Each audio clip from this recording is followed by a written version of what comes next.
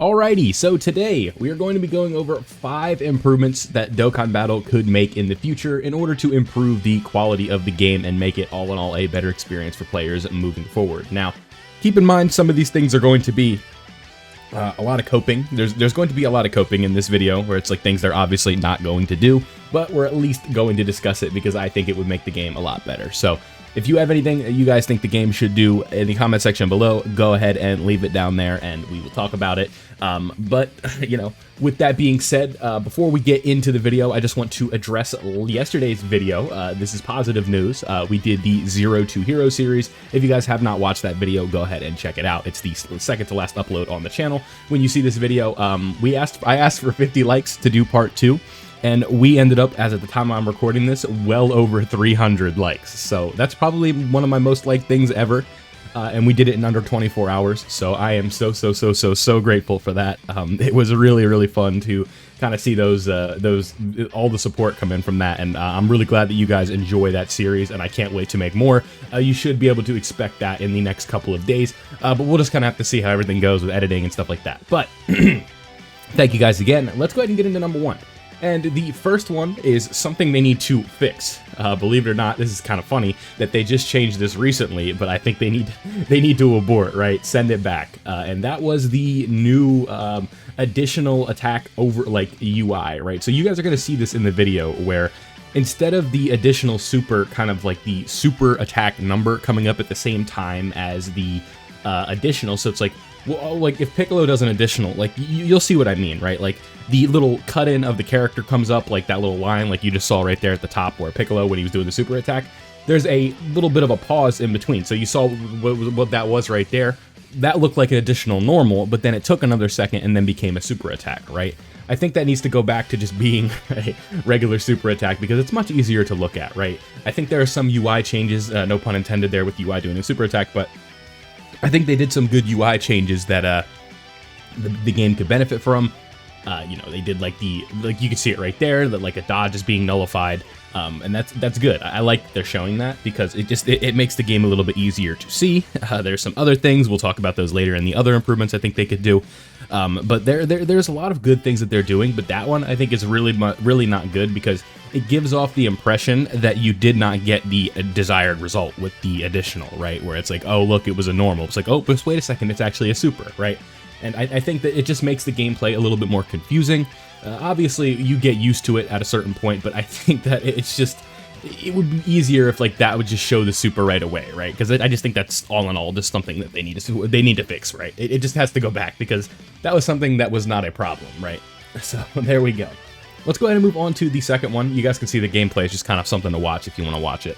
But we need to have a couple more pre-super or like pre-turn icons, right? One new one they've added is one where you can see the enemy's damage reduction, or not if a unit has damage reduction going into the turn, and it's like, you know, the symbol with like his arms crossed or whatever. You can see that. I'll show an example when we go into this turn here. But we have some kind of turn indicators that are needed, right? We would definitely benefit from having those. But one problem that we have is one of the more significant ones we do not have, right? One that could determine the outcome of a turn. So you can see right here, what do we have on Gohan, right? We have an attack increase, we have a defensive increase, we have increased ki, we have another attack increase right there. I forget what that one is off the top of my head, the one with like the fist on the right, but then the second one you guys can see, that one is damage reduction, and we have an indicator for that. But there's one more system, or one more thing that Gohan is doing that we cannot see. Now with Gohan, we know it is guaranteed, but some characters it's not guaranteed, and that is the guard. And guard is something that would determine gameplay in a heavy factor, because if you know a unit has guard, you can put them in slot 1 comfortably, but if you are leaving it up to chance, then that means you cannot do it comfortably because you're not sure if the character has guard until the attack comes through, right? So like a good example of this is AGL Super Buu. AGL Super Buu has a chance to guard, and you would put him in slot 1 if you knew he was guarding, but if you don't know, if you put him in slot 1, that means you have to run the risk of not knowing if the 70% chance to guard is procced, right? So that is something that they could switch. I think that there's a lot of factors that go in within a game that happen. If we lose right here because Gogeta takes the AoE, I don't really care, by the way. But if, what's it called? English is hard, right? But if we know that the guard is active, that's going to determine whether or not we put a character in slot 1, how comfortable we feel. It's going to help us with the gameplay because we know what a character is going to be able to do defensively. And without it, that means we are limited quite a bit because the character, we're not sure if it's going to work. We're just leaving it up to chance, right? I think eliminating as many factors of RNG that we can, like within a fair sense, like knowing that a character is guarding, I think is not like game breaking and gives the player too much control, because like if that character's role in the team is supposed to be like slot 1 because he has guard, I think we should be able to know whether or not he's going to be guarding. Now this could be fixed by 70% chance the guard just not existing, and it could just be guaranteed, but you know, things can never be that easy. But I think that's one thing that the game needs to consider moving forward, adding a pre-turn guard indicator, right? Just making sure that we know what it is, right?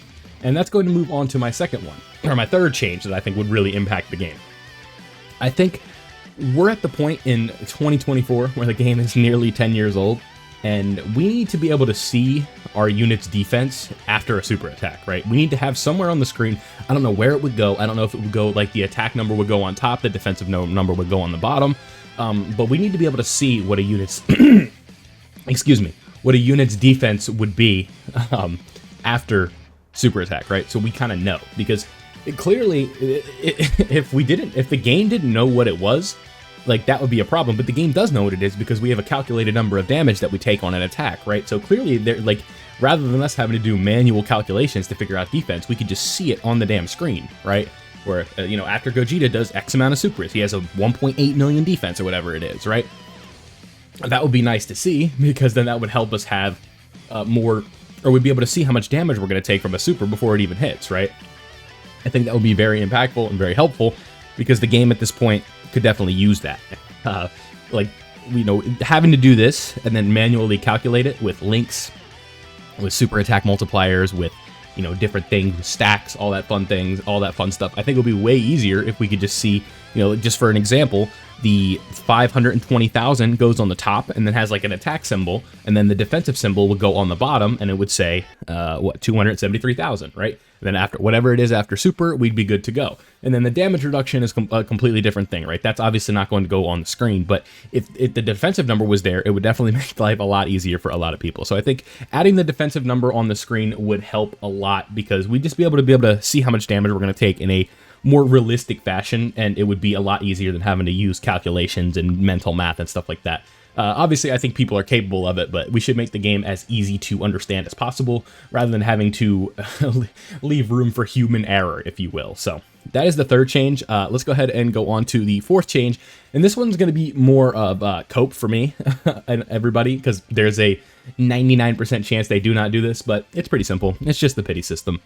I think a real pity system would be something that this game would benefit from greatly. Now, unfortunately, I am somebody that does not have the numbers in front of me. I cannot confirm. What am I talking about? I can't confirm whether or not it would impact the bottom line negatively, but I think that the case for it being a net positive, if you will, comes from a simple thing, right? And again, this is just my opinion. From my own mentality, what I would be doing in specific situations if I was in this specific scenario, right? Now, what do I mean when I'm talking about this, right? Let's just say, we'll do an example, right? It's 2,500 stones to do pity for the 10th anniversary LR Vegito, right? And I have 1,500 stones saved up. You know, you get a couple hundred during part 1 or whatever, and you don't get Vegito, but you know that you're 400 stones away from the pity, right? You know you're going to get him in that 400 stones. Now, would I be more likely to buy the 400 stones to get to that copy of pity, or just continue to leave up to the chance of me not getting him, right? When all I have to do is spend a little bit more money to go ahead and get the copy of Vegito because I know it's coming, right? I would have to imagine that the mentality of most people, or somebody that is like likely to spend on the game, I would have to imagine that the mentality is, yes, let me spend the extra money and get the copy that because I'm already this far in, right?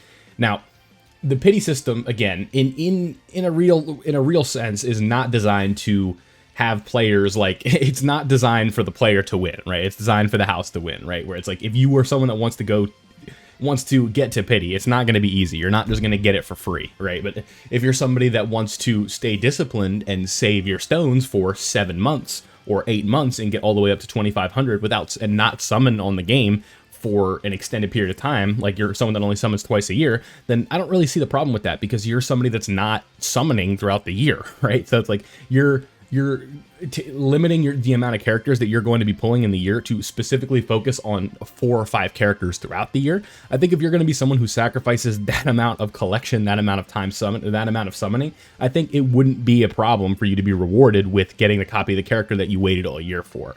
So I think that is kind of why I think the pity system would be good. I understand that the game clearly is working without one, but I think we have kind of reached that era, the time where it's like, 2024 at this point, and a lot of these more modern gachas are implementing, a pity system within the game that is just beneficial, right? Where it's like, especially if you look at like the Hoyoverse model, or I don't know how to say it, right? But it's like you do 75 pulls, then you get a 50-50, and if you lose the 50-50, then you're guaranteed to win the next one, right? Or, some of the other games, you do a certain amount of multis, you're going to be guaranteed one of the characters that you want. I think we've reached that point where I think a player, if they're going to be willing to summon that much, they should be rewarded with the character, especially in a game like this where it is a PvE game. You're just collecting, these cards these units do not have value outside of what they're doing in the game. You can't flip them for a profit, right? I don't think there's any problem, or I don't really see too many negatives. That the only negative would be that, like, Akatsuki is like, yeah, we can't do a pity system because it would hurt the bottom line too much. In that case, fine, because I like the way that the game is, and I like that, people, the game makes as much money as it does. But that would be the 4th change. And then the 5th change, I think, this one is kind of tough because it's hard to put into, put words to it. But I think it would just be, like, actually properly emphasizing certain categories that don't get the amount of attention that they should be getting, right? You look at a team like Wicked Bloodline, which has essentially been dead in the water since like the Cooler celebration, and that's really unfortunate because I know a lot of people like Frieza, and it's a fun category for a lot of people, and people want to be able to use Friezas and stuff like that. Or like Planet Namek Saga barely gets touched. The Majin Buu Saga up until the Golden Week celebration, it barely got touched. And so it's like, we'll find certain categories. Other World Warriors has been dead for years. It's never been a category, right? And it's just like, either you condense the categories or we actually start to give them attention with Easy A's and stuff like that. And we just get more Easy A's, even if it means that the stones from Easy A stay the same, and we just get more characters within like sub Easy A batches or multiple Dokkan Fest on one like Extreme Z battle. I think that would just make for a more fun experience with the game, because we're going to be able to use more characters are going to be able to get attention, more categories are going to be able to be usable. Because for me, I don't know if you guys are the same way, but I kind of get a lot of enjoyment out of using characters in the game, or teams in the game, like all the teams in the game, right? Like, or it's like, maybe I'm in the mood, it's like, let's just go run a special pose, right? Oh, I'm in the mood for Hybrid Saiyans, let's go run hybrids, right? You want to use Gotenks and stuff like that. You kind of run like a youth Hybrid Saiyans mixture of a team, right? Something like that. I think that is what makes the game fun to me. And the fact that a lot of teams are just literally borderline unrunnable and there's just no way you can do anything with them, I think that's really boring. So there you have it. 5 changes I would make to Dokkan in order to make it better in the future. Let me know down below what are the things that you guys would do. If you did enjoy today's video, don't forget to leave a like and subscribe if you are new so you don't miss out on any of my Dokkan content. Thank you guys again for all the support on the Zero to Hero video. If you guys have not watched that, please go ahead and do so. I promise you won't regret it. It's a fun time. And thank you guys all for watching. Don't forget to do all that fun stuff like I said. Thank you guys. Like I said, I'm stuttering on this outro, but see you guys next time.